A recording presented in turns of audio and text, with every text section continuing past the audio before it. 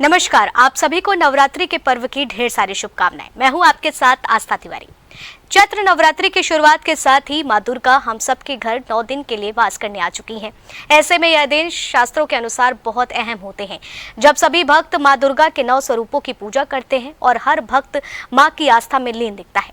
शास्त्रों के अनुसार नवरात्रि की पूजा में कुछ महत्वपूर्ण बातों का ध्यान रखना बेहद जरूरी होता है और जिन्हें रखना भी चाहिए, जैसे कलश स्थापना से लेकर के भोग लगाने तक की पूरी विधि। कहा जाता है कि ऐसा करने से पूजा का पूर्ण फल प्राप्त होता है। तो चलिए इस नवरात्रि कैसे मां दुर्गा को खुश करना है उस पर बात करते हैं। आज हमारे साथ खास बातचीत करने के लिए एस्ट्रोलॉजर करिश्मा कौशिक हमारे साथ जुड़ चुकी हैं। मैम, आपका बहुत बहुत स्वागत है जेएमडी न्यूज पर। नमस्कार। करिश्मा जी, आपसे सीधे जो है सबसे पहला सवाल यही लूंगी कि नवरात्रि का पहला दिन क्या विशेष महत्व होता है? हिंदू नववर्ष की शुरुआत भी इसी दिन से जुड़ी है, क्या कोई बेहद खास संयोग बन रहा है इस बार? देखिए, जब सबसे पहले तो आप सभी को नवरात्रों की बहुत बहुत शुभकामनाएं। नवरात्रि जो है माता की कृपा पे बनी रही। कहते हैं माता जिस दिन से नवरात्र शुरू होते हैं उस दिन के अनुसार जो है उनकी सवारी पे माता आती है। और इस वर्ष जो है जैसे आज से नवरात्रि आरंभ हो रहे हैं, तो ये जो नवरात्रि आरंभ हो रहे हैं बृहस्पतिवार से आरंभ हो रहे हैं। और बृहस्पतिवार का दिन कहते हैं कि माता जो है पालकी पे सवार होकर के आती है, जिसकी वजह से जितने भी कठिनाइयां हैं, दुख तकलीफ है, वो समाप्त होते हैं। और जो इस समय पे हम परिस्थितियां देख रहे हैं विश्व भर में, देश भर की बात नहीं करूंगी, विश्व में जो परिस्थितियां देख रहे हैं, वर्ल्ड वॉर होने की स्थितियां ऐसी बन रही हैं, अलग अलग कंट्रीज में युद्ध हो रहे हैं, तो कहीं ना कहीं ये सारी चीजें जो है थोड़ा सा जो प्रॉब्लम्स ये बन रही है, ये समाप्त होने के या शांत होने की कगार पे आएगी। रहेगा वो 12 बजे से लेकर के 12:53 तक का रहेगा। तो ये 2 मुहूर्त हैं जिस दौरान आप घट स्थापना कर सकते हैं। क्योंकि कहा जाता है कि जब तक माता की पूजा नहीं करते, जब तक घट स्थापना नहीं करते, तो ये घट स्थापना के 2 शुभ मुहूर्त हैं जिस दौरान आप घट स्थापना करके माता की पूजा आरंभ कर सकते हैं। बिल्कुल डॉक्टर करिश्मा जी, आपसे मैं ये भी समझना चाहूंगी, जब हम कलश स्थापना के सही भी मुहूर्त की और सही मुहूर्त की बात कर रहे हैं, तो घर में माँ का स्वागत करने का सही तरीका भी आपसे समझना चाहेंगे कि माँ का स्वागत के लिए उनको क्या जो सही तरीका है वो क्या है?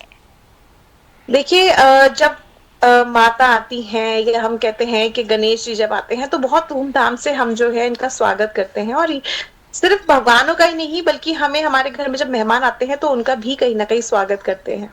अब ये तो माता दुर्गा की बात है। माँ दुर्गा जब आ रही है अपने वाहन पे, और खास तौर से इस बार तो पालकी पे आ रही है, तो कैसे उनका स्वागत अच्छे से ना करें। तो आप जो है माता की प्रतिमा ले आइए।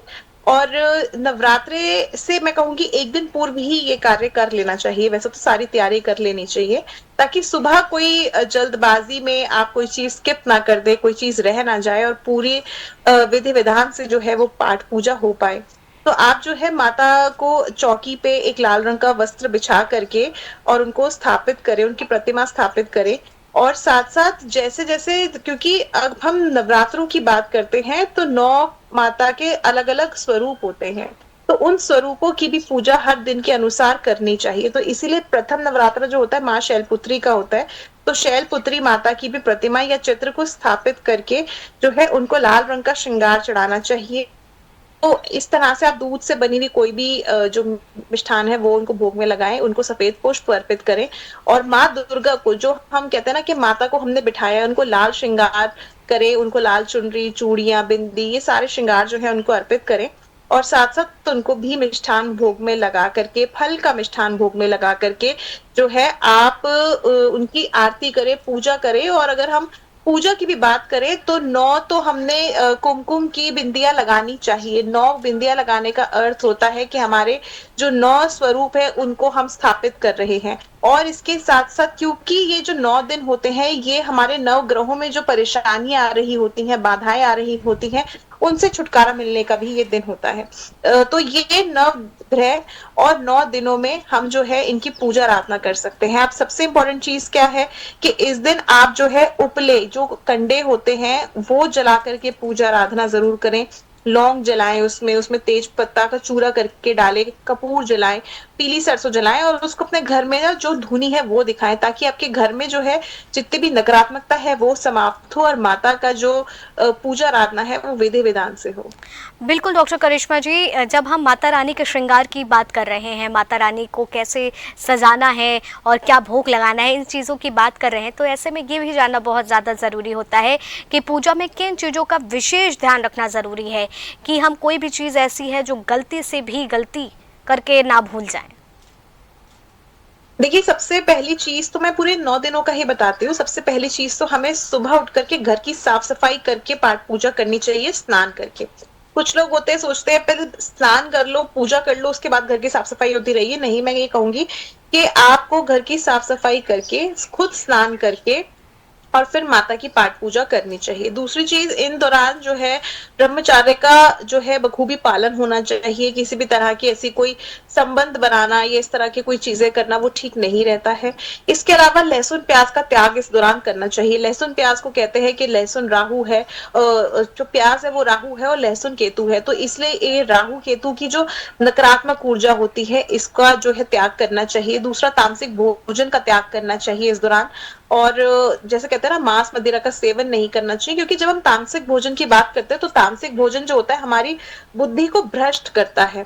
और ये जो 9 दिन होते हैं ये सेल्फ क्लीनिंग के होते हैं, जो हमारे अंदर की बुराइयां हैं, जो हमारे अंदर की नकारात्मकता है उसको हटाने के लिए जो है ये 9 दिन होते हैं। तो इसीलिए इस दौरान सात्विक भोजन करना चाहिए। कुछ लोग होते हैं व्रत रखते हैं, पहला रखते हैं, आखिरी रखते हैं, कुछ लोग 9 दिन के रखते हैं। तो जो पहला और आखिरी व्रत रखते हैं ना, मैं उन लोगों को ये कहूंगी कि पहले दिन आपने व्रत रखा, फिर आपने बीच में 8 दिन जो है अन्न का सेवन किया, फिर आपने अंतिम व्रत रखा, तो वो चीज करना ठीक नहीं, क्योंकि जब आप एक बार अन्न ग्रहण कर रहे हो तो वो व्रत आपको जो है उतना सही फल नहीं दे पाएगा। या तो आप 9 दिन के 9 व्रत करो, या फिर आप लास्ट के 2 दिन अष्टमी नवमी के 2 व्रत करो, तो वो ज्यादा बेहतर रहता है। और इसके अलावा जो है इस दौरान जो पाठ पूजा है वो विधि विधान से होनी चाहिए, क्योंकि इस दौरान जो है अखंड दीपक भी जलाया जाता है। कुछ लोग होते हैं अखंड दीपक को छोड़ करके घर में चले जाते हैं बाहर। अगर आप सिंगल हैं या घर में सदस्य कम है, सारे ही नौकरी पेशे वाले हैं, बाहर जा रहे हैं, तो मैं ये कहूंगी आप सुबह शाम का दीपक जलाएं, अखंड दीपक ना जलाएं। अखंड दीपक जलाने का अर्थ ये होता है कि घर में जो है ना कोई रहना चाहिए उस दीपक के साथ। तो इसीलिए जो है आप इस तरह से दीपक जला रहे हैं तो घर में कोई ना कोई जरूर हो तो दीपक जलाएं। नहीं तो आप सुबह शाम जो है माता की पूजा आराधना वैसे भी कर सकते हैं। और बहुत सारे नियम अगर मैं कहूँ ना, क्योंकि देखिए ये माँ की बात है, और जब माँ को बच्चे प्रेम से, भक्ति भाव से प्यार करते हैं तो माँ हर एक छोटी चीज में जो है ना प्रसन्न हो जाती है। मगर आप बहुत सारे विधि विधान कर रहे हैं, हर चीज कर रहे हैं, मगर अपने घर की माता को कष्ट दे रहे हैं, आप अपने घर की महिलाओं को कष्ट दे रहे हैं, अपनी बेटी को रुला रहे हैं, अपनी बहन को रुला रहे हैं, अपनी पत्नी को रुला रहे हैं, तो और आप ये सोच रहे हैं कि माता प्रसन्न हो जाएगी, तो वो भी संभव नहीं है। तो पहले तो घर में कलह हैं उनको समाप्त कीजिए, अपने घर की औरतों को सम्मान देना शुरू कीजिए, बाहर की औरतों को सम्मान देना शुरू कीजिए, किसी से बदतमीजी मत कीजिए। तभी जाकर के आपकी जो नवरात्रे हैं, जो इस दौरान आपकी सेल्फ क्लीनिंग होती है, जो आपको सेल्फ रियलाइजेशन होती है, जो आपको आशीर्वाद मिलता है माता से 9वें दिन, वो प्राप्त होता है। और अगर आप ये चीजें नहीं कर रहे, बस आप दिखावा कर रहे हैं, तो आप ये समझ लीजिए आपकी पाठ पूजा करना बेकार है। अब जो कन्या पूजन हम करते हैं, कन्या पूजन पे भी लोग ये करते हैं, पहले भोजन बना लेते हैं, उसके बाद नहा रहे हैं और अपना फिर बाद में काम पे जा रहे हैं। वो चीज नहीं करनी है। पहले आपको स्नान करके ही भोजन बनाना है, स्नान करके भोजन बना करके पूजा आराधना करनी है। और भोजन जो है वो आप पहले माता को भोग लगाएंगे, उसके बाद आप जो है कन्या जमाएं, और वही जो प्रसाद के रूप में कन्या को भी आप भोजन कराएं। और बच्चों को भी प्रसन्न करें, उनकी मनपसंद चीज जरूर खिलाएं। ये नहीं कि आपने बस खीर, वो हलवा और चने जो है वो बस वो दे दिए, नहीं, आप उनको प्रसन्न कीजिए। कोई उनको ऐसी वस्तु दीजिए, स्टेशनरी आइटम्स दीजिए, जिससे कि आपके ग्रह भी मजबूत हो, आपको आशीर्वाद मिले और आप किसी का भला भी कर सके। तो ये थोड़ी चीजें हैं जो ध्यान रखने वाली हैं 9 दिनों में। इस तरह से ध्यान रखिए, आपके नवरात्रे बिल्कुल बहुत अच्छे और सफल रहेंगे। बिल्कुल करिश्मा जी, देखिए ये भी समझना ज़्यादा ज़रूरी है कि क्या दिशा और स्थान का भी पूजा में बहुत ज़्यादा महत्व होता है, क्योंकि अक्सर इसको लेकर के कई सारे मिथक लोगों के मन में रहते हैं। जी बिल्कुल होता है। अगर हम दिशा की बात करते हैं और स्थान की बात करते हैं, तो जहाँ पे आपने मंदिर लगा रखा है, मैं उम्मीद करती हूँ अपने दर्शकों से कि उन्होंने मंदिर अपने घर में सही दिशा पे लगा रखा है। अब मंदिर लगाने की दिशा 2 ही होती हैं या 3 हम कह सकते हैं, एक तो नॉर्थ, एक नॉर्थ ईस्ट और एक ईस्ट। तो 2 ही दिशा हो गई, मगर एक इन दोनों का जो जोड़ हो गया, इन दोनों का कोना हो गया, वो हम नॉर्थ ईस्ट कह देते हैं। तो अगर आपने इसी जगह पे, क्योंकि मंदिर जो है वो स्थापित किया जाता है, इसी जगह पे देवी देवताओं को विराजमान करवाया जाता है, तो मंदिर के साथ ही आप जो है चौकी लगा करके माता को विराजमान करवाइए। वहीं पे आप जो है घट स्थापना करें, खेतरी करें, क्योंकि खेतरी इस दौरान बहुत अहम होती है। ऐसा नहीं है कि सिर्फ शारदीय नवरात्रि पे खेतरी अहम होती है, बल्कि इस दौरान भी खेतरी बहुत अधिक अहम होती है, क्योंकि खेतरी आपके आने वाले 6 महीने बताती है, कैसे रहेंगे आपके आने वाले 6 महीने। तो ठीक उसी तरह से आप जो है पूरा पंडाल माता का बना करके, छोटा सा बनाइए अपने घर में, मगर खूबसूरत सा बनाइए, लाल रंग का पंडाल बनाइए या फूल लगाइए, उसमें लाइट्स लगाइए, इस तरह से उनको विराजमान कराइए और अलग अलग नव प्रतिमा भी रखिए, ताकि हर प्रतिमा की आप पूजा आराधना कर सके, उनके हर स्वरूप की पूजा आराधना कर सके 9 दिनों में। और साथ साथ अखंड दीपक जलाइए और उनको भोजन करवाइए, उनके मन पसंद भोजन जो है वो करवाइए।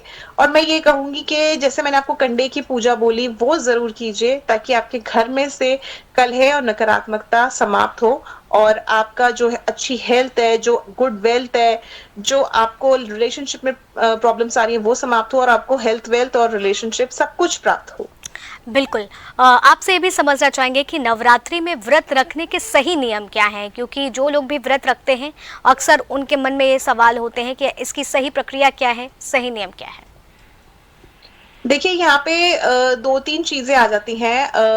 नवरात्रि में जब व्रत रखते हैं तो सबसे पहले तो आपको संकल्प लेना बहुत ज्यादा जरूरी होता है। लोग सिर्फ चाय पीते हैं और कहते हैं व्रत है, नहीं। सही तरीका क्या होता है, हम ना तो चाय पिएंगे, ना कुछ खाएंगे पिएंगे, कुछ भी नहीं। सबसे पहले पूजा करेंगे, स्नान करेंगे, स्वच्छ वस्त्र धारण करके पूजा करेंगे। और पूजा करने के टाइम पे हम जो है हाथ में जल लेकर के थोड़े से अक्षर डाल करके संकल्प लेंगे कि मैं संकल्प लेता हूं या लेती हूँ कि आज से आने वाले 9 दिनों तक, या जैसे भी आप जितने भी दिन रखना चाहें, तो मैं इतने दिन तक जो है व्रत रखूंगा और इस व्रत को जो है पूरा करने की मुझे शक्ति दीजिए। तो पहले तो ऐसे संकल्प आपको जो है वो लेना चाहिए। क्षमा याचना करनी चाहिए कि इस दौरान अगर मेरे से कोई भूल चूक हो जाए या मैं कोई चीज ना पूरी कर पाऊं तो मुझे उस चीज के लिए क्षमा कीजिएगा। तो इस तरह से तो व्रत जो है आरंभ करना चाहिए। अब यहाँ पे दूसरी चीज आती है, व्रत जब लोग करते हैं तो आप देखिए सारा दिन व्रत के नाम पे ना कुछ ना कुछ, चाहे वो व्रत वाले चिप्स हैं, चाहे वो व्रत वाले लड्डू हैं, चाहे वो व्रत वाला नमकीन है, चाहे फल है, फ्रूट है, लस्सी है, मीठी लस्सी है, सब कुछ खाते रहते हैं। तो मैं आपसे ये निवेदन करूंगी, व्रत को व्रत की अगर आप करके रात तक भरे ही जा रहे हैं, उसके बाद रात में भी आपने है, आलू की सब्जी भी है, दही भी है, पूरी तो थाली आपने सजा ली, सुबह से आप खा भी रहे हैं, तो वो व्रत किसी काम के नहीं होते हैं। व्रत को व्रत की तरह करना चाहिए। सुबह से लेके शाम तक व्रत कीजिए। एक टाइम जो है व्रत वाला भोजन होता है वो फलाहार या जैसे भी आप खाना चाहे वो खाइए, और वैसे ही नियम का पालन करते हुए आप व्रत कीजिए। अगर आप डाइट की तरह व्रत कर रहे हैं तो व्रत करने को कोई फायदा नहीं, मत ही कीजिए, उससे अच्छा तो बेहतर है। दूसरी चीज, मन को शांत रखिए। व्रत करके आप ये बोल रहे हैं तूने मेरा खाना नहीं बनाया, ऐसा नहीं किया, वैसा नहीं किया, तो किसी को ब्लेम मत कीजिए। अगर आपकी सेवा इस दौरान कोई कर रहा है, आपके लिए इस समय कोई भोजन बना रहा है, आपको फल काट के दे रहा है, तो समझिए उसको उतना ही फल प्राप्त हो रहा है जितना आपको हो रहा है। आप ये सोचिए कि उसको पुण्य लग रहा है। मगर आप अगर किसी से जोर जबरदस्ती कर रहे हैं, ये करो, वो करो, ऐसा करो, ये काट दो, तो वो व्रत आपको नहीं लग रहे, आप ये समझ लीजिए।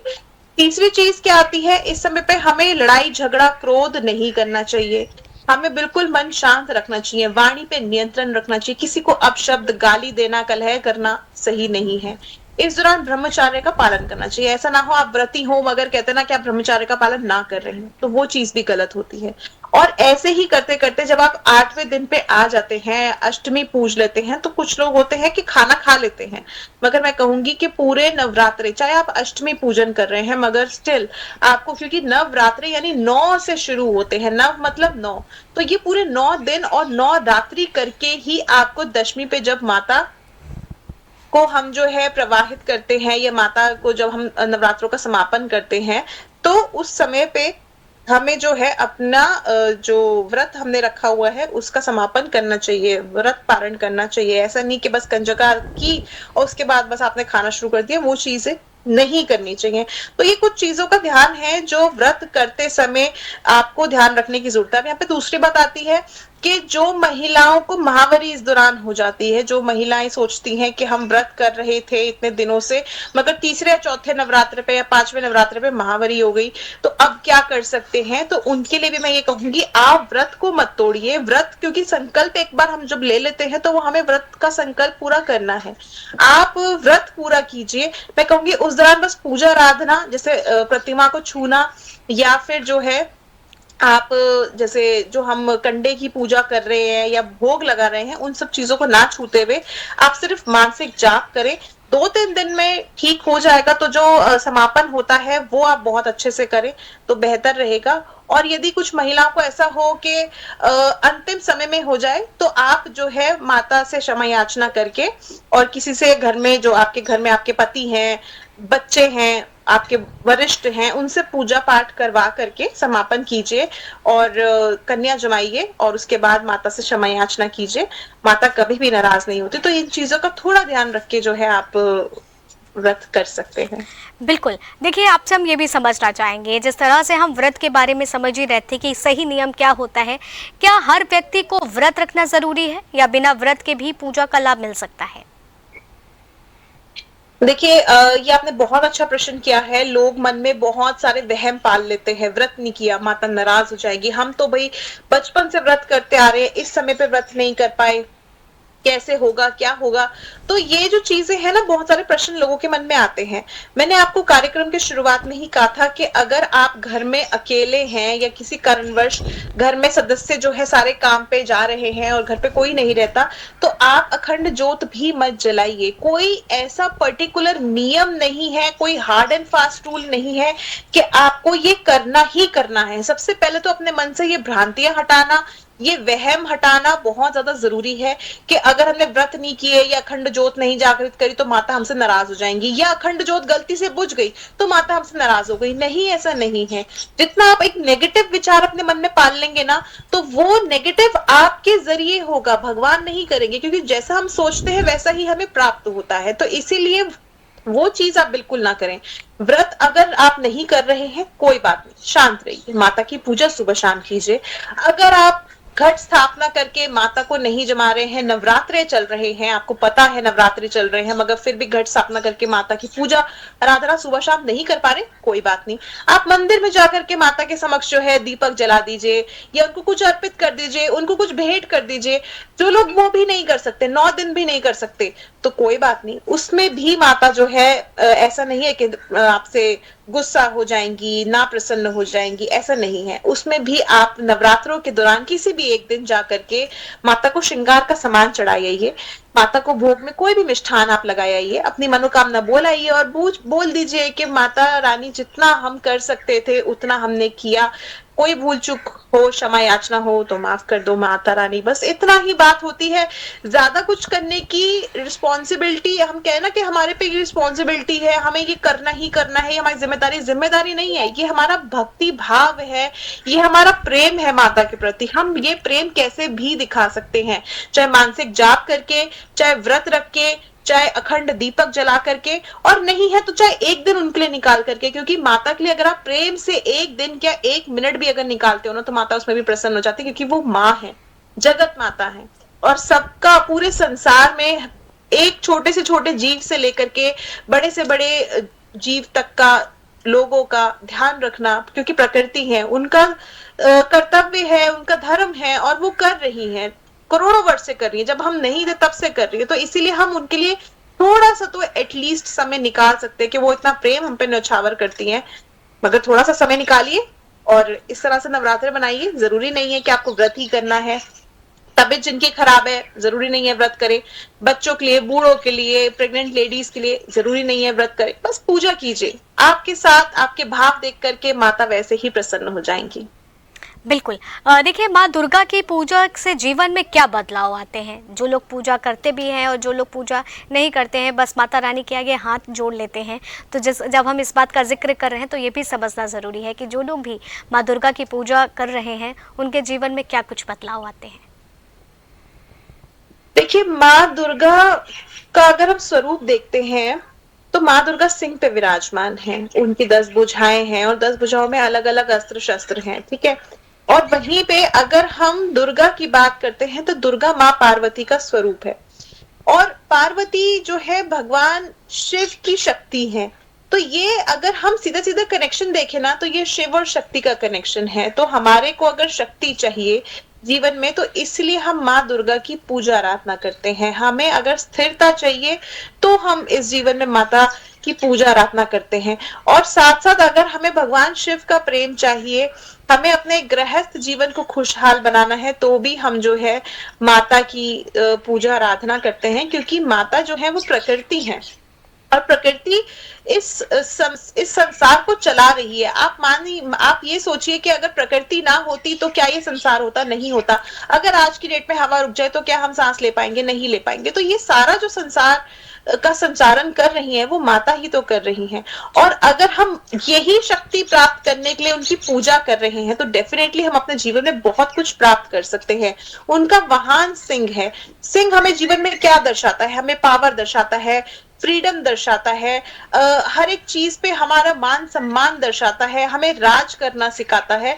तो सिंह वो सिखाता है। और सबसे इंपॉर्टेंट चीज, माँ दुर्गा की जब हम पूजा आराधना करते हैं ना, खास तौर से जो महिलाएं पूजा आराधना करती हैं, जिनको डर लगता है, जिनको भय लगता है, अगर वो माँ दुर्गा की पूजा आराधना करते हैं या बोल नहीं पाते, अपनी बात नहीं रख पाते, तो उनके जीवन में ना एक अलग सा बदलाव आता है। उनके अंदर एक अलग सी शक्ति आती है जिसकी वजह से वो सारी सिचुएशंस को हैंडल कर सकती है। इसलिए हर महिला को माँ दुर्गा का स्वरूप कहा गया है कि जब तक वो कोमल है वो कोमल है, जब तक वो माँ है वो माँ है। मगर जब वो शक्ति है या फिर जब लोगों को उसको एक सबक सिखाना है, अपने जिन लोगों ने उसको दबाया, तो वो शक्ति बन जाती है और उन लोगों को सबक भी सिखा देती है। तो इसीलिए कहते हैं कि माँ दुर्गा दोनों ही चीजें दर्शाती है, प्रेम भी और शक्ति भी। तो इसीलिए माँ दुर्गा की पूजा की जाती है दोनों ही चीजें प्राप्त करने के लिए। जब तक कहते हैं ना, माँ दुर्गा हर एक चीज सिखाती है, चाहे हम वो घर का काम हो, चाहे बाहर का हो, चाहे वो गृहस्थ जीवन संभालना हो, चाहे वो अगृहस्थ जीवन संभालना हो, हर एक चीज तो वही चीज है। माता दुर्गा एक बहुत बड़ा जो हमें संदेश देती हैं और हमें शक्ति देती हैं, मन में स्थिरता देती हैं, हर एक चीज करने की हमें क्षमता जागृत करती है हमारे अंदर। बिल्कुल। जब हम आदि शक्ति की बात कर रहे हैं, जब हम 9 स्वरूपों की बात कर रहे हैं, तो ये भी समझना बहुत ज़्यादा ज़रूरी होता है डॉक्टर करिश्मा जी कि नवरात्रि का ज्योतिष और धार्मिक दृष्टि से क्या कुछ महत्व है? देखिए, ज्योतिष की बात करें तो जैसे मैंने आपको शुरुआत में ही कहा था कि इस बार जो, अगर हम वैसे देखते हैं दिन के अनुसार देखते हैं, तो माँ दुर्गा बृहस्पतिवार को पालकी पे राशि में है, बुध भी मीन राशि में है और शनि जो है वो भी मीन राशि में है। तो कहीं ना कहीं ये 3 ग्रहों की जो युति बन रही है वो थोड़ा सा कहते हैं ना कि एक बड़ा बदलाव दर्शाती है और चीजों को उथल पुथल में दर्शाती है। और इसके साथ साथ अगर हम देख रहे हैं कि इस दौरान अगर हम कुंभ राशि की बात करते हैं, तो कुंभ राशि में भी इस समय पे जो है शुक्र साथ साथ शुक्र के साथ साथ बुध के, क्योंकि गोचर हो गया, मंगल वहां पे विराजमान है। तो ये जो इस समय पे दिखाता है, कहीं ना कहीं कॉन्फ्लिक्ट्स दिखाता है। मंगल और शुक्र जब साथ में होते हैं तो गृहस्थ जीवन में लड़ाई झगड़ा होना एक आम बात हो जाती है, जिसकी वजह से लोग जो है ना ये सोचते हैं कि गृहस्थ जीवन खराब हो गया या एंड हो गया, तो वो चीजें जो है वो गलत होती हैं। दूसरी चीज, इस समय पे अगर हम राशियों की बात करें तो हाँ, राशियों पे बड़ा बदलाव जो है वो जरूर पड़ता है और हर एक इंसान पे इसका प्रभाव पड़ता है, चाहे वो अच्छा हो चाहे वो बुरा हो। मगर बुरा तो मैं नहीं कहूंगी, क्योंकि बुरा अगर प्रभाव पड़ रहा है तो वो आपकी कुंडली की दशा महादशा की कारणवश पड़ रहा है। ऐसा नहीं होता कि माता किसी का बुरा करती है। तो माता की अगर मैं बात करूं तो अगर कोई प्रभाव जो है अशुभ पड़ भी रहा है ना, तो वो भी माता की पूजा करने से सही हो जाएगा। बिल्कुल। जिस तरह से नौ स्वरूपों की हम बात कर रहे हैं, नौ स्वरूपों के उस शक्ति की बात कर रहे हैं, और उस बीच में ये भी बहुत ज़्यादा चीज़ें हैं जो जाननी ज़रूरी हो जाती है कि माँ दुर्गा के आगमन के ग्रह नक्षत्रों से कैसे जोड़ा जाता है। देखिए, जब उनका आगमन होता है तो मैंने आपको बताया कि ग्रह नक्षत्रों से कैसे जोड़ा जाता है। जब हम जिस समय पे माँ दुर्गा की पूजा आराधना कर रहे हैं तो उस समय पे क्या ग्रह स्थिति बन रही है वो सबसे इम्पोर्टेंट मैटर करता है। और अगर हम वो चीज देख रहे हैं तो उस समय पे ग्रह की स्थिति जो है, जैसे मैंने भी आपको बताई कि मीन राशि में जो है ऑलरेडी सूर्य, शनि और साथ साथ बुध जो है वो विराजमान है, और कुंभ राशि में समय पे मंगल, शुक्र जो है वो विराजमान है। चंद्रमा उस समय पे, जिस समय पे माता आएंगी तो कहीं ना कहीं चंद्रमा जो है वो मीन राशि में ही होंगे, जिसकी वजह से कहीं ना कहीं लोगों की लाइफ में उथल पुथल जरूर होगी, मगर ये उथल पुथल भी जो है ना वो धीरे धीरे करके ठीक हो जाएगी। जी बिल्कुल। आपका जुड़ने के लिए, तमाम जानकारी देने के लिए बहुत शुक्रिया, क्योंकि इस नवरात्रि में किस तरीके से माँ का स्वागत करना है, कलश स्थापना से लेकर के वो क्या चीज़ें हैं जिसका बेहद ध्यान रखने की ज़रूरत है, ये जानना ज़रूरी था। आप सभी को नवरात्रि की ढेर सारी शुभकामनाएं। नमस्कार।